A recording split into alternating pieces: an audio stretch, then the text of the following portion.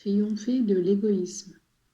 Mes enfants bien-aimés, réunis ici en mon nom pour réparer et pour m'honorer, soyez bénis. Je suis Jésus, la providence éternelle des hommes. Je désire fortifier en votre cœur, qui se laisse si facilement abattre par les soucis, cette confiance et cette sérénité qui expriment votre foi et vous garantissent le bonheur. Vous êtes entre les mains de Dieu, non pas comme un être quelconque, mais comme des enfants auxquels le Père est désireux de tout donner, les biens de la grâce et ceux de la nature. Lui qui donne vie à l'homme ne l'abandonne jamais à lui-même, mais pourvoit à sa subsistance. De même que dans sa sagesse infinie, il a décrété pour tout homme sa naissance à la vie, de même aussi, il connaît le jour et l'heure où, la vie du corps ayant cessé, l'homme continuera à vivre dans l'éternité. Tout homme a droit aux moyens de subsistance. La providence est dans les mains de tous, et ceux qui possèdent davantage doivent assister ceux qui sont dans la pénurie de biens matériels. La charité universelle, qui doit diriger les destinées des hommes, est une loi divine à laquelle on ne peut manquer sans offenser Dieu lui-même. Certains d'entre vous pourront objecter. Comment pourrons-nous aller au-devant des besoins de tout le monde, si nous arrivons à peine à subvenir aux besoins de ceux qui sont à côté de nous? Mes enfants, si le Seigneur vous a fait pauvres en bien, il vous donne cependant la capacité de toucher son cœur par la prière. La providence parvient à tous à travers la demande de secours. Dieu a lié chacun de ses biens à la prière, et en priant, il est possible d'atteindre les terres les plus lointaines et les besoins les plus pressants de chacun. Vous avez lu dans l'Évangile, « Cherchez d'abord le royaume de Dieu et sa justice, et le reste vous sera donné par surcroît. » Que de peine me font ces hommes qui pensent édifier leur avenir en comptant uniquement sur leur intelligence, leur perspicacité et même leur ruse, sans se rendre compte à quel point se révèlent fragiles les réalités fondées sur les simples forces humaines. Pleins de leur seule confiance en eux-mêmes, ils ne pensent pas qu'en vain édifie sa maison celui qui n'en confie pas à Dieu la garde.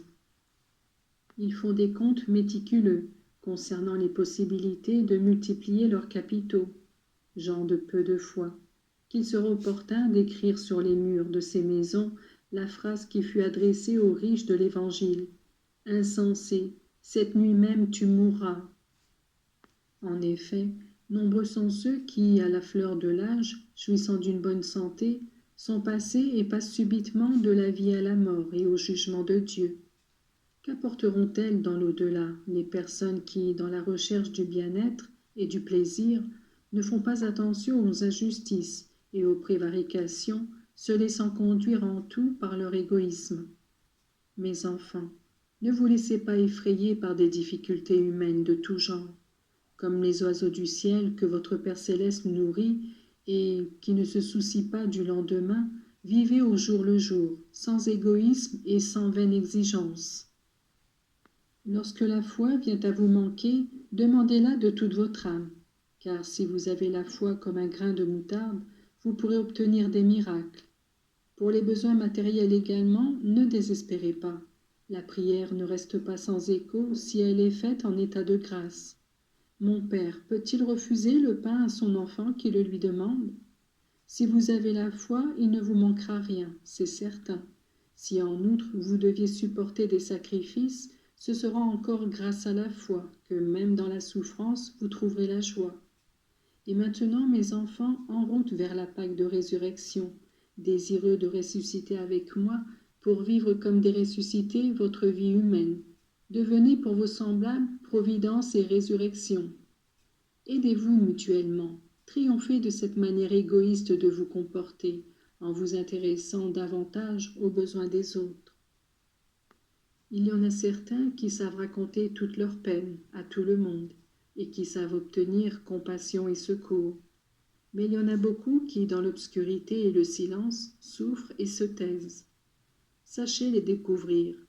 Il y en a dans les hôpitaux des malades que personne ne visite, que personne ne connaît. Moi, je suis là dans l'attente, de votre part, d'une visite compatissante. Il y a dans de nombreux hospices des vieillards abandonnés, qui regardent chaque jour la porte dans l'attente que quelqu'un vienne leur apporter un sourire et une parole d'espoir. Moi, je suis là et je vous attends. Il y a beaucoup de mes enfants qui vivent les dernières heures de leur existence. Parfois, dépourvus de foi, ils souffrent selon des modes et des mesures différentes. Moi, je suis là auprès de leur lit pour prononcer la parole de salut. Lazare, viens dehors. Peut-être qu'une visite compatissante, une bonne parole, une gorgée d'eau bénite servirait à remuer ses consciences, à adoucir ses cœurs. Ne soyez pas sourds à l'appel, et si vos obligations familiales vous empêchent d'aller au chevet des vieillards et des malades, allez-y par votre prière et en toute humilité.